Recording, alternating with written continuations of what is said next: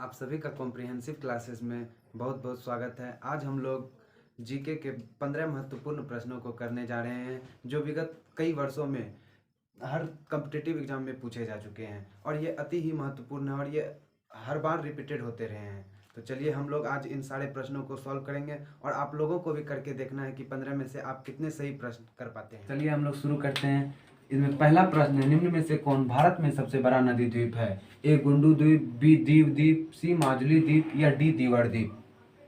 तो इसका सही उत्तर हो जाएगा सी माजुली द्वीप। हम लोग को पता है माजुली द्वीप विश्व की सबसे बड़ी नदी द्वीप है जो ब्रह्मपुत्रा नदी पर स्थित है। साथ ही साथ हमें यह भी पता होना चाहिए कि ब्रह्मपुत्र नदी का उद्गम तिब्बत में होता है और तिब्बत में इसे यार्लिंग सांगपो नाम से जाना जाता है। साथ ही साथ इसका उद्भव एक हिमनद से होता है जिसका नाम है चाम युंग डुंग। तो इसका ए का सही उत्तर हो जाएगा सी। दूसरे नंबर पे आते हैं, 52वां संविधान संशोधन अधिनियम कब पारित हुआ था? तो हमको पता होना चाहिए 52वां संविधान संशोधन अधिनियम कब पारित हुआ था।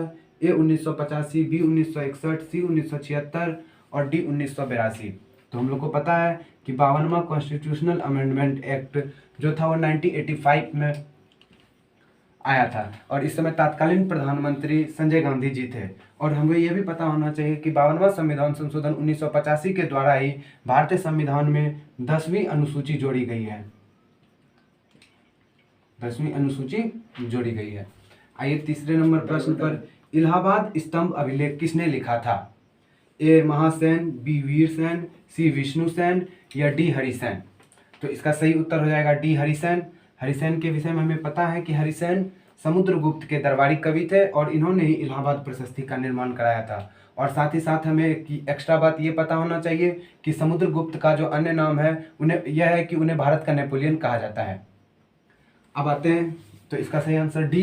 अब आते हैं चौथे नंबर प्रश्न पर, भारत के कितने राज्य नेपाल के साथ सीमा साझा करता है?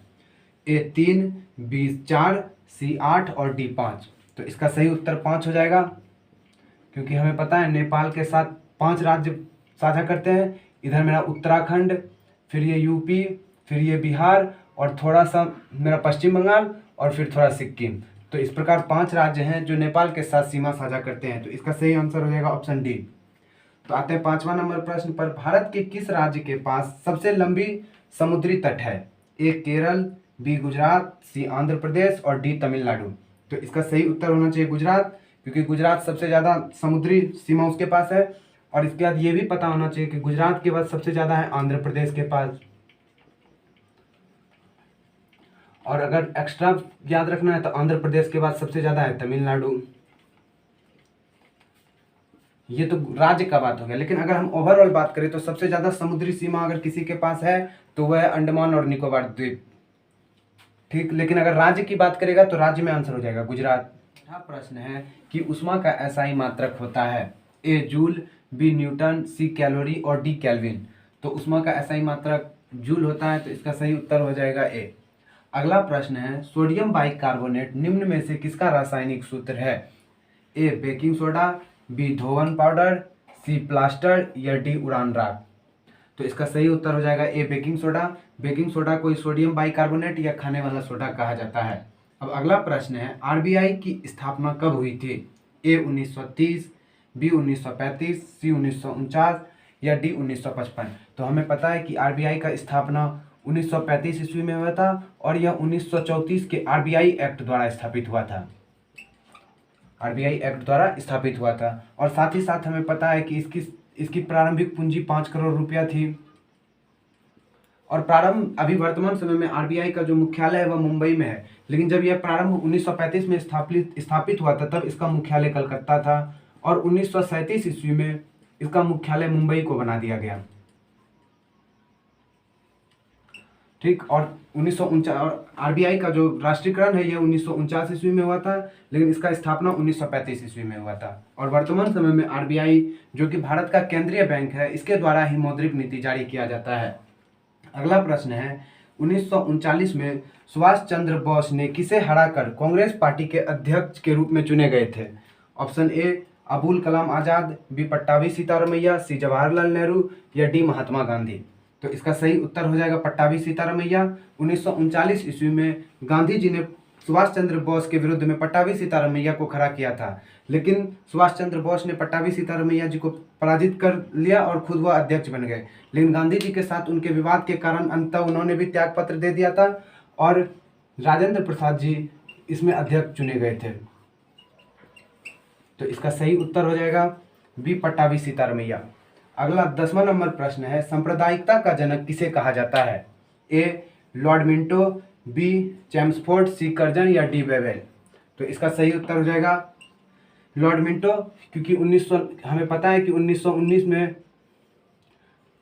मार्ले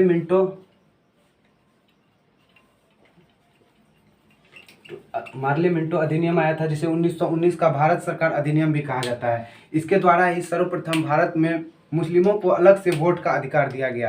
इस कारण से इन्हें सांप्रदायिकता का जनक या फिर पाकिस्तान का जनक भी कहा जाता है। तो इसका उत्तर हो जाएगा 11वें नंबर प्रश्न की ओर। 11वां नंबर प्रश्न है, अरावली पर्वत की सर्वोच्च चोटी है? ए, माउंट कुंभलगढ़, बी, गुरु शिखर, सी, माउंट सारामती और डी, माउंट मकालू। तो इसका सही उत्तर हो जाएगा गुरु शिखर।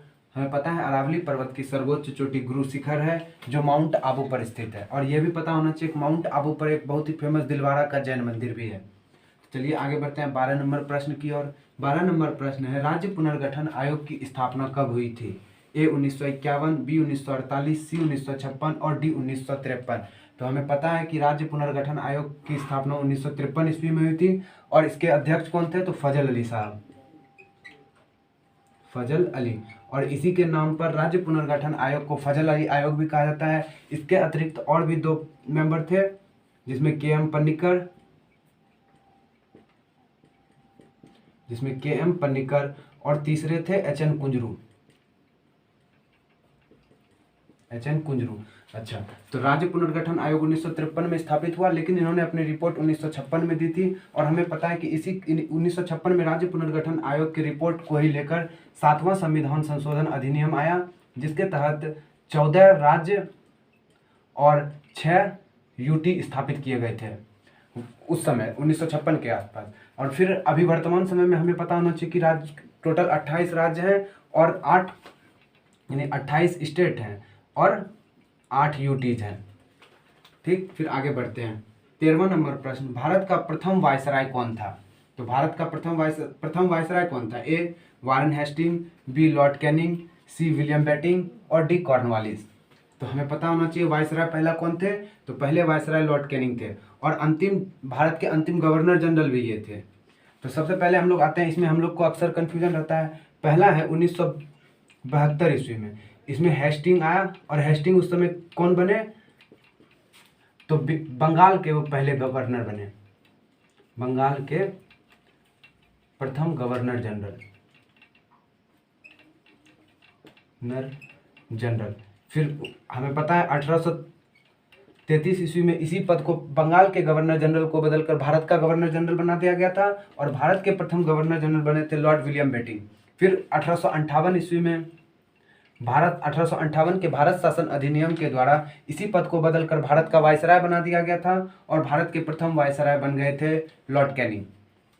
तो 13 नंबर प्रश्न का आंसर भी हो गया बी। अब है 14 नंबर प्रश्न, पाक जल संधि भारत को किस देश के साथ अलग करता है? Option A, Pakistan, B, Bangladesh, C, Indonesia और डी, श्रीलंका। तो हम लोग को पता है कि पाक जल संधि भारत और श्रीलंका के मध्य स्थित है, जो भारत और श्रीलंका को अलग करता है। तो इसका सही उत्तर हो जाएगा डी। अब 15 नंबर प्रश्न और आखिरी प्रश्न है, भारतीय संविधान का अनुच्छेद 51 ए इनमें से किस मामले से संबंधित है? ए, मौलिक अधिकार, बी, मौलिक कर्तव्य, सी, नागरिकता या डी, राजभाषा। तो हम लोग को पता है 52 ए का संबंध किससे है? तो मौलिक कर्तव्य से है। ये अच्छा, मौलिक कर्तव्य का संबंध है, मतलब मौलिक कर्तव्य से संबंधित है। और 51 ए जो है ये कब जोड़ा गया? तो 42वां कॉन्स्टिट्यूशनल अमेंडमेंट एक्ट 1976 में सरदार स्वर्ण सिंह समिति की सिफारिश के बाद जोड़ा गया था। और ये भी पता होना चाहिए कि हम लोगों को मौलिक कर्तव्य मतलब किस देश से प्रेरित होकर मौलिक कर्तव्य को अपने संविधान में अपनाया गया है? तो ये था यूएसएसआर। इस प्रकार 15 के 15 प्रश्न हो गए। उम्मीद है कि आप लोगों को समझ में आया होगा और ये वीडियो अच्छा लगा होगा।